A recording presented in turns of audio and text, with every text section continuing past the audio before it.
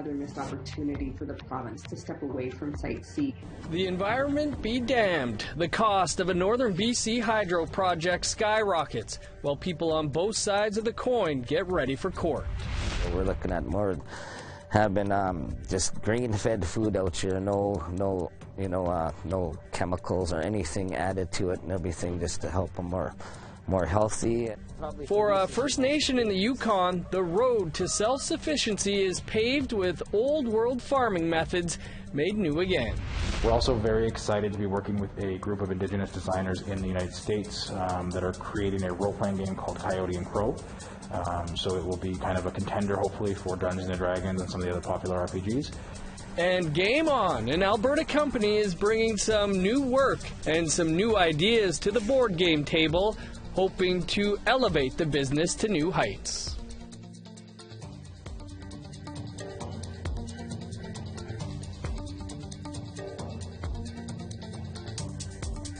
Good evening, I'm Dennis Ward. Welcome to APTN National News. A controversial social media post directed against Indigenous people has the mayor of a small town in northern British Columbia facing calls for her resignation.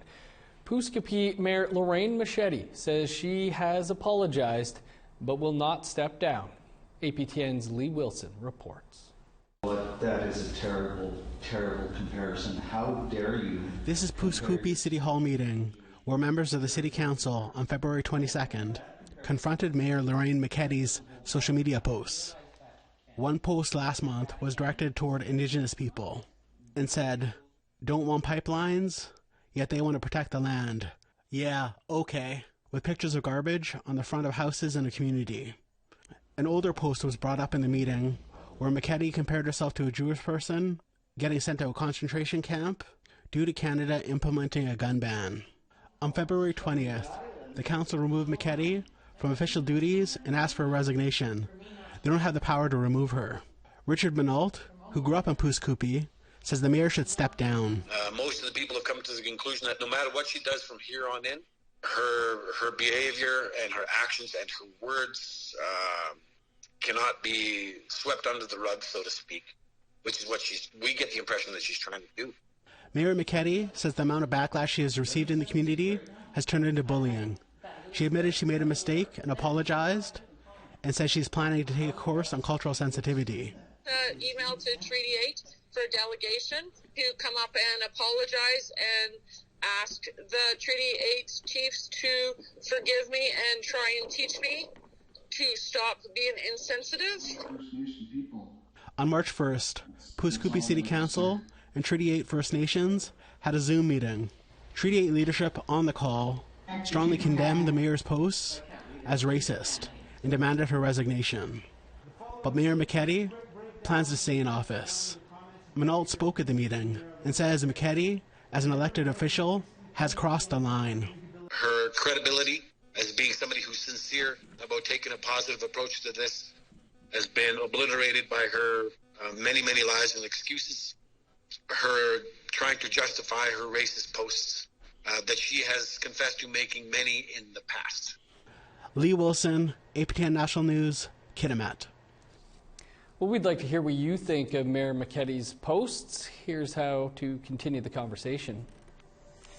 You can send us an email to news@aptn.ca or leave a comment on our website, aptnnews.ca. You can also find us on Facebook, Twitter, Instagram, YouTube, and TikTok. Follow APTN News to join the conversation and see our latest stories. A former employee of Northern Alberta's Athabasca Tribal Council, Child and Family Services, has been convicted of possession of child pornography. Henry Victor Haino was found guilty of possessing over 3,000 images that were found on his thumb drive and work laptop. At the time of his 2018 arrest, Haino was working as a caseworker for Alberta's Children's Services in High Level, Alberta. He will be sentenced June 4th.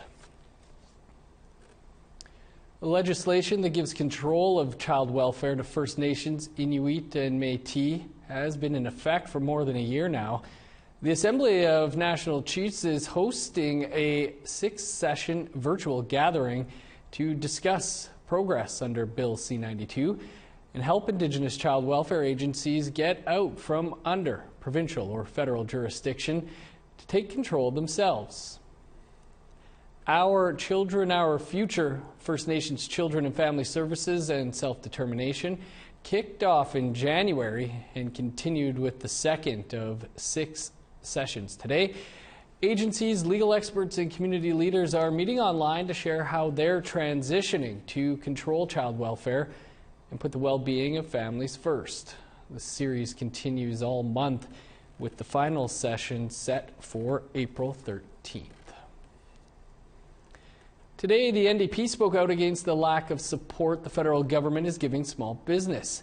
NDP leader Jagmeet Singh says Justin Trudeau is ignoring the needs of small businesses during the pandemic.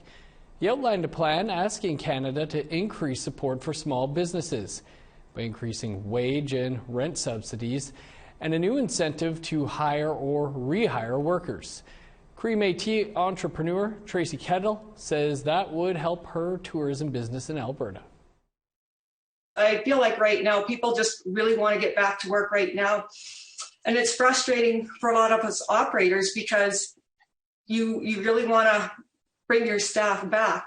It's been really devastating for people to kind of be sitting at home just wanting to get back out there and working. With the federal minority government, Canada is just one failed confidence vote away from a snap election. And now Nunavut residents know at least one of the names that would be on that ballot. Nunavut MP Mumilak Kakak made the announcement via her social media, saying she would be holding a Zoom call with her supporters and NDP leader Jagmeet Singh to start my re-election campaign. As recently as January, Kakak wasn't sure if she was going to run again. At the time, she said she was still considering her options after a 2-month break from work for mental health. So far, Kakak is the only person to state publicly they will be running in Nunavut in the next federal election. Time now for a quick break. Coming up, growing your own and giving back. We give to the daycare, to the school, people on SA, people with disabilities. We try to get some to everyone in some way or another.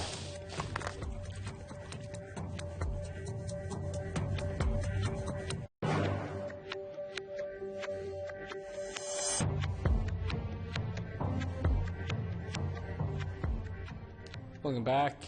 Despite being billions over budget and a year behind schedule, the BC government has announced the Site C Dam project will move ahead. The NDP government says that shutting the project down at this point would cost over $10 billion to taxpayers and 4,500 jobs would be lost. The West Moberly First Nation, which has long opposed the dam, is pursuing a treaty rights infringement case, which is due to start next year. BC Premier John Horgan claims that the project can and should be completed by 2025. West Coast Environmental Law called the decision to proceed disappointing. The announcement was really another missed opportunity for the province to step away from Site C and start to reverse some of the damage that's been done by the construction of this dam, and to uphold its recognition of the rights of Indigenous peoples and to advance reconciliation, to not put taxpayers further on the hook for a project that we don't need and that will destroy a potential important food source for people in northern British Columbia. With food security a growing concern in Canada's north, a First Nation in the Yukon has started its own farm so they can be self-sufficient.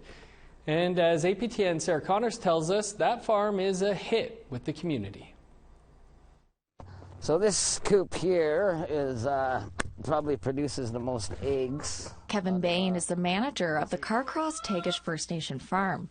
These eggs are just some of the food that's produced here. The 565-acre farm just outside of Carcross produces its own meat. Hey, Big Mama. Hey, you. Like these sows and these rabbits. CTFN funds the farm, which cost about $25,000 to operate per year. Bain says almost everything produced here is given away for free. We give to the daycare, to the school, people on SA, people with disabilities. We try to get some to everyone in some way or another. The farm is linked to this community garden in Carcross. Here, community members grow vegetables and harvest honey and tobacco. Everything produced at the farm and garden is fresh and organic, which Bain says is a plus for elders. So we're looking at more having just grain-fed food out here, no chemicals or anything added to it, and everything just to help them more healthy. Bain says the farm and garden also give the community more food security. In 2012, parts of the Alaska Highway washed out, leaving grocery shelves bare. All the stores in Whitehorse, there was no produce or anything on any of the shelves. And meanwhile, out here, all the elders and people on SA, stuff like that, they were all getting fresh vegetables every day. In the farm's kitchen, staff are making rose petal face cream. Everybody wants the rose petal face cream, and we never have enough. They also hold weekly lessons for community members to learn how to do things like canned food. We try to preserve as much food as we can for the elders. Because Donna Wolf is a chartered herbalist and helps out at the farm. She says many of these traditional medicines were picked by CTFN citizens or grown in the garden. So we got ready for COVID patients. Like this balsam tea, which she says can help with COVID symptoms. It takes the poison out of your body. Wolf says elders are grateful for the food produced here. What they like about it, it's organic, not store-bought, grown here. They have no worries about, for example, pork chops, fish, moose steaks, moose burger, moose stew. Later this year, the farm will buy 300 birds that they'll raise for poultry. There will also be opportunities for First Nations youth. This year, I want to get youth working out here between 18 and 29, where they can have a permanent position during the summer. Bain says anyone is welcome to come to the farm so they can learn what it's all about. Fresh food for the people and citizens who want to buy some or anything like that. Sarah Connors, APTN National News, Carcross. Those are some cute bunnies. Great project there. Time for another quick break, but still to come, the story of a unique gaming store in Edmonton. So what we would like to do is introduce more of the hobby side of gaming to Indigenous communities.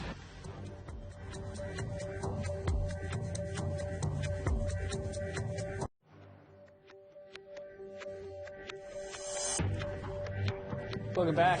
Time now for our photo of the day. Well, if the Northern Lights don't get you, the Sundogs will. Bev J. Cameron took this great shot of the Sundog a few days ago. She's in Old Crow, Yukon. That's a beauty. Let's keep those photos coming in. You can share yours at share@aptn.ca, and we'll do our best to get them on the air. And it could be another great day in Old Crow for photos like that. Let's take a look now at tomorrow's weather forecast.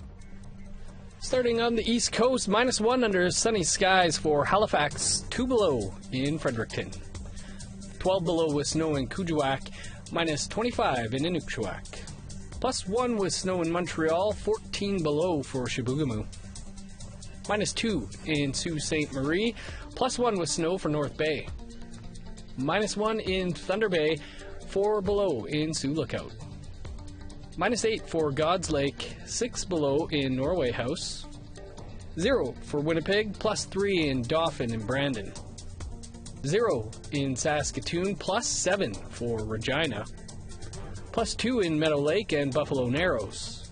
Over to northern Alberta, +5 in Fort Mac, +1 in Peace River, 12 above in Medicine Hat and Lethbridge, 7 in Edmonton, 9 in Vancouver and Victoria, 11 in Kamloops, +5 for Prince George, 0 in Dease Lake.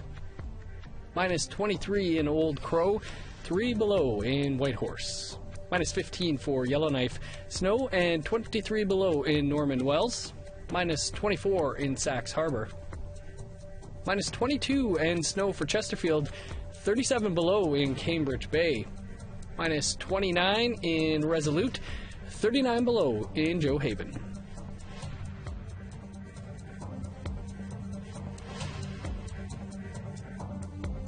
A Cree-owned gaming store has opened its doors in Edmonton, and the owner wants more Indigenous people to be introduced to role-playing games and tabletop games.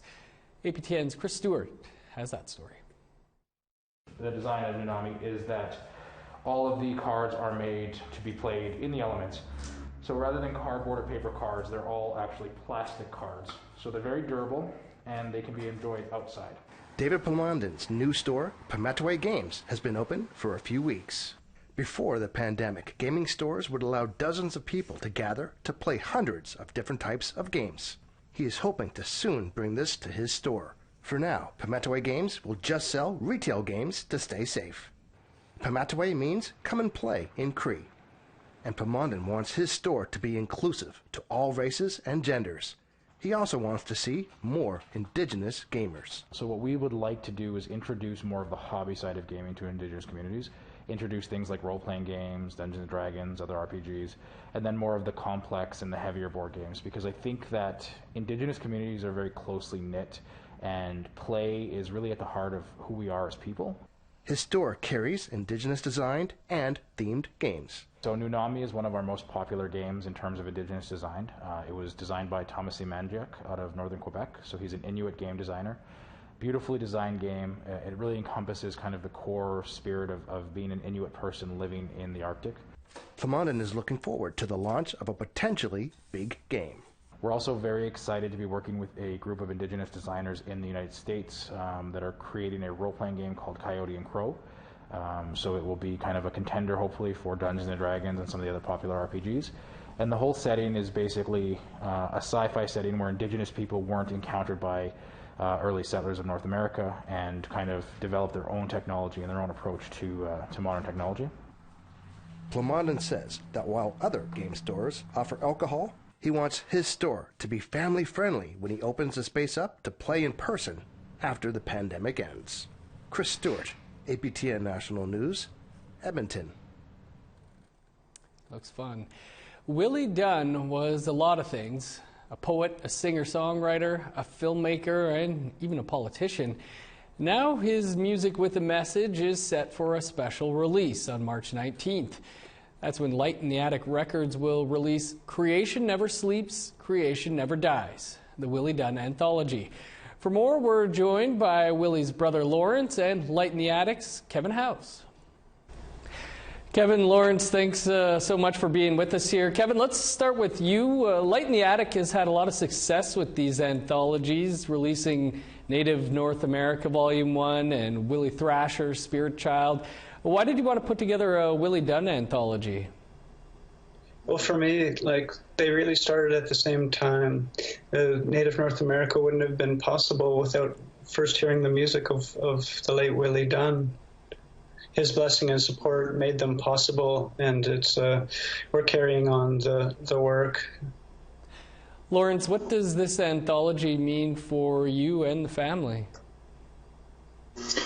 I think it's been a long time coming, and I know that everybody in my family is greatly appreciative of Light in the Attic's efforts and Kevin's efforts to bring Willie's music to the public. And that being said, it's kind of overdue. Willie's music was largely underappreciated in his lifetime, and now seems to be kind of an appropriate time for it to be reaching the public's ears. Yeah, Kevin, some people have referred to Willie as the Indigenous version of Leonard Cohen, but he never did really pop in the mainstream. Why do you think that was?